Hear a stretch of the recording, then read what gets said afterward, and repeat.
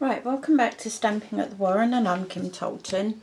And a few days ago I published a video showing you how to make a diamond fold card. It wasn't a video, I'm telling a lie, it was one of my blog posts, because I don't do a video every day because it takes so long to upload.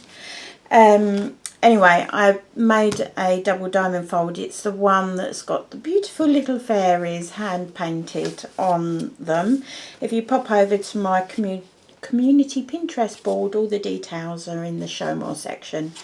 But if you pop over to my community Pinterest board, you'll be able to see the fairy card I made, which was using the same technique. And I've had a few of you say, please, could we have a video tutorial, because it would make it a bit easier to understand. It wasn't exactly easy typing it as instructions, because when you start going to valley and mountain folds and all that sort of thing, I appreciate you can get lost.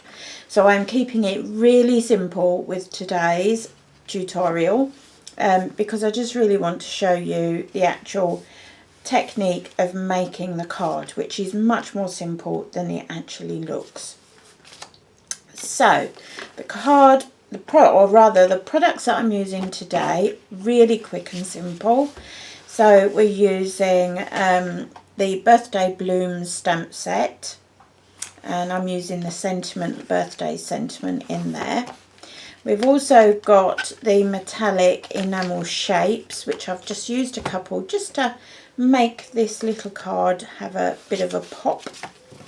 And then the only other things that we're using is actually 2 pieces of cardstock.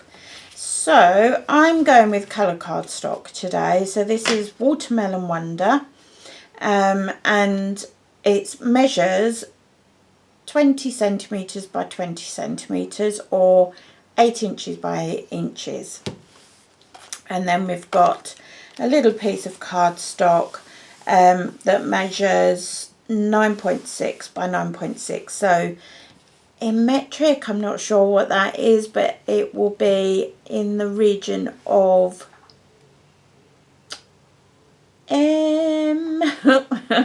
my inches is really bad. Is that 4 inches, isn't it? Yeah, if it's 8 inches square, so it's a little bit, 1/4 of an inch below an inch square, 4 inches square. There you go. I do tell you quite frequently that I'm just hopeless, absolutely hopeless. The only other things that you need, archival black ink pad or a Memento black ink pad will do, and your Stampin' trimmer. That is it. So this is trimmed already to size, as I say, 8 inches square or 20 centimetres square. And then you just want to get your trimmer and move your cutting blade right out of the way, because everything we're doing on here is scoring. So you want to score at 10 centimetres. Make sure I've got the right blade. Yes, nothing worse. 10 centimetres, rotate by 45 degrees and score it again at 10 centimetres. Now obviously if you're doing it in inches, then that would be at 4 inches, rotate 4 inches.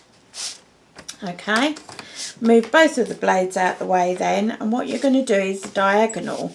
So how you're going to measure that up is by, there's a faint score line where you use your trimmer, and you're going to line it up with that. So basically you're looking for the point in the little guide here, and the point being in the middle of the little guide there, and then using your scoring blade, come down, score a couple of times. You're then going to rotate that by 180 degrees and 45 degrees, sorry, and then we're going to repeat that again. So make sure that both points are in that guide. like so, and then score again. And that should give you a Union Jack looking shape scored on your cardstock. Before we start cutting, before we start scoring, we're going to remove this bottom square. So up to the score line in the centre there, and then the same here. So that you're going to be left with a three-sided shape. And this, because the score line's quite faint with the trimmer, you'll be able to use that in another project. So you have something looking like this. Now, there are lots of ways to do this. I'm going to show you the way that works for me and makes it simple. So, first of all, we're going to randomly stamp all of this cardstock before we start scoring.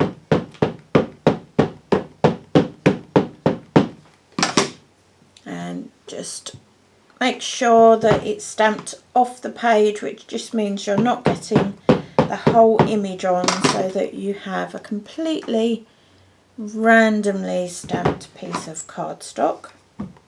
Rotate your stamp as well.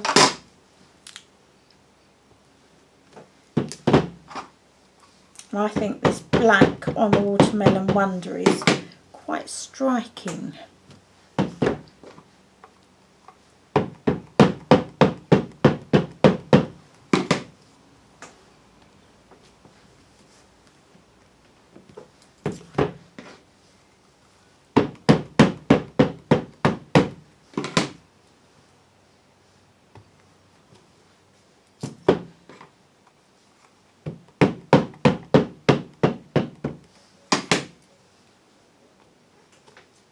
Almost there.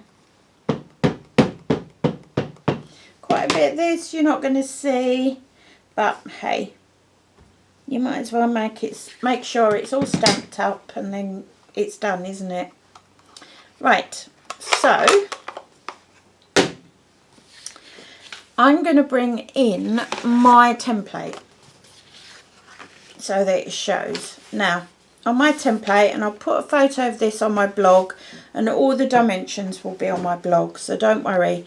The little eye icon in the top right, if you click on there, that will whiz you through to today's tutorial, or alternatively click on the link at the bottom underneath my video, and that will get you through to today's video tutorial as well. And I'll have all the dimensions on there for you. But this is my template, and when I do a new card, this isn't my design by any means. I don't even know where I've copied it from, to be honest, or do I?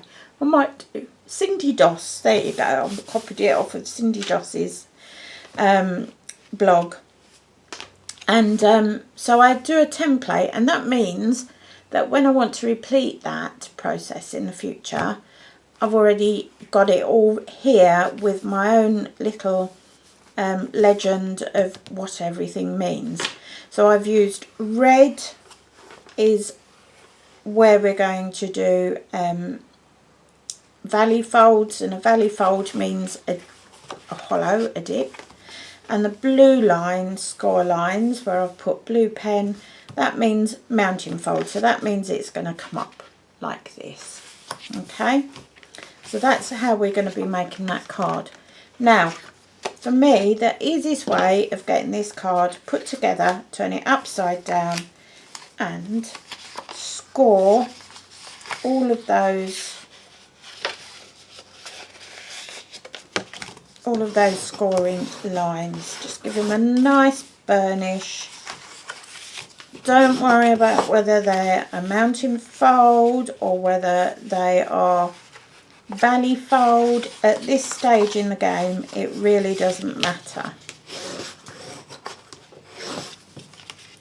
and that's because of the way I find easiest to put these cards together. Okay, so all of these have been scored, and what you next need to do is you're basically creating, don't know if you can see here, but what you want to have is 2 triangles. There'll be a little bit in the middle here, so it opens out like this. Okay, so you should have an open square at the front and a closed square at the back, which will have a scoring line there. So, and this always gets me when I first start doing it, that's because I haven't done one of those score lines. Make sure I have done them all now. Yeah. And I'm going to get myself in a pickle now, aren't I? Just because I'm on camera. I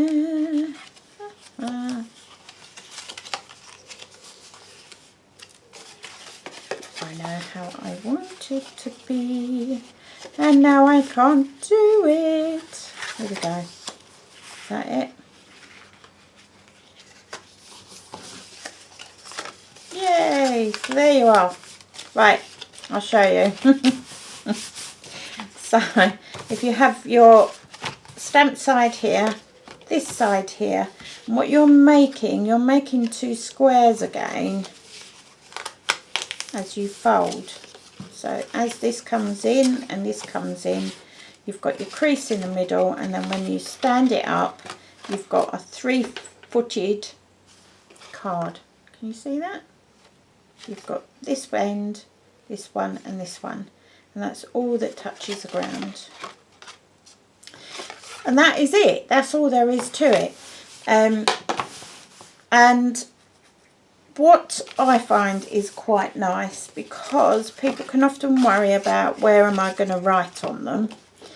I tend to put a little square of Whisper White cardstock in here. You can, if you want, you can add loads of layers. In the card I showed you on my blog, I actually put fronts to 2 of the sides, and so that it had 2 square sides, just by adding a square panel to it. There you go. So you just put a little bit in there, and the last thing is to just put a little sentiment in here, so that when the card is standing, I'll show you this one, so when that card is standing, you can see the little sentiment in there. I'm just going to ink up my birthday stamp. You can choose whatever one you choose. Keep it on the diagonal so that it will be seen square. Press down, and then when your card comes together, your little birthday sentiment shows up.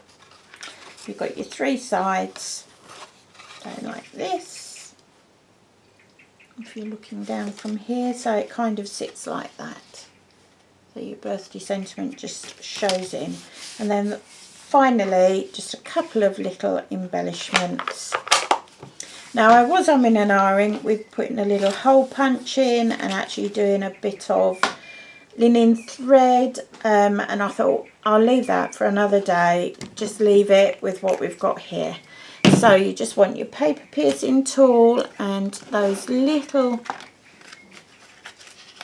metallic elements. I've gone with silver because I think with the black and the Watermelon Wonder that looks lovely.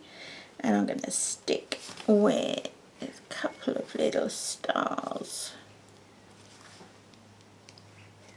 just so, and there you have it. And before I go, obviously you can go and have a peek at my little fairies version, but I can't show it to you now because I've given it away as a card, a gift. And this is another version. This is one where I've actually put a front on it, by sticking it to just one of these edges here. Yeah, so you can put a square, but just adhere it to the triangle section, and then you've got a front on it as well. So that's what I've done here. And I used, this is just a little sneaky peek of one I haven't properly used yet. I did a watercolour wash, and then I used the In This World. I only got this in my order last week, so I haven't really had a play around with it, but I thought, that's rather nice. So there's your cards for today, and that's the basic tutorial. So nice and quick and simple today, and I'll leave you to it, and enjoy the rest of your weekend, if there is any weekend left by the time this video goes live. So don't forget, leave your comments in the comment section below today's video, or on any of my social media accounts. If you've got any requests, please let me know. And what else was I going to say? Can't think. If you've got any questions, let me know. If you want to know how to order, the details of my online store are in the Show More section under today's video. So you can just click on the link and it will take you straight through to my store. And that's it. I'll leave you now. Ta-ta for now.